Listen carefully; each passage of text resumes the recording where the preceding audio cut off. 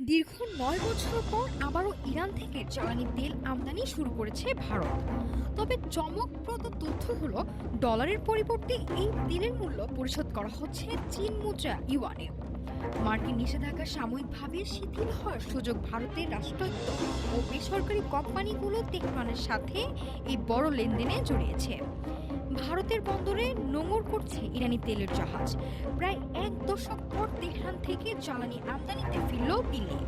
রয়টার্সের খবর অনুযায়ী রাষ্ট্রায়ত্ত প্রতিষ্ঠান ইন্ডিয়ান অয়েল কর্পোরেশন ইতিমধ্যে ২০ লাখ ব্যারেল তেল আমদানি করেছে, যার বাজার মূল্য প্রায় ২০ কোটি ডলার। পিছিয়ে নেই বেসরকারি প্রতিষ্ঠান রিলায়েন্স ইন্ডাস্ট্রিজও। এই বাণিজ্যের সবচেয়ে আলোচিত বিষয় হলো মুদ্রা ব্যবহার। ডলারের বিকল্প হিসেবে ভারতের আইসিআইসিআই ব্যাংকের সাংহাই শাখার মাধ্যমে ইউয়ানে মূল্য পরিশোধ করছে ভারতীয় কোম্পানিগুলো, যা পরে পৌঁছে যাচ্ছে ইরানি বিক্রেতাদের কাছে। তবে এই স্পর্শকাতর বিষয়ে এখনো কোনো মুখ খোলেনি ভারতের পররাষ্ট্র মন্ত্রণালয় বা সংশ্লিষ্ট ব্যাংক।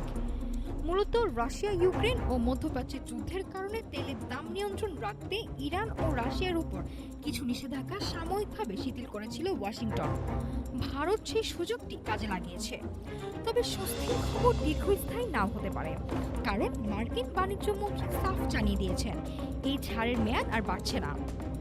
আজ রোববারই শেষ হচ্ছে মার্কিন নিষেধাজ্ঞার শিথিলতার মেয়াদ। এরপরই ভারতের এই তেল কূটনীতি কোন পথে এগোয় সেটি এখন বড় প্রশ্ন। নাফিসা সামিয়া, ঢাকা থেকে।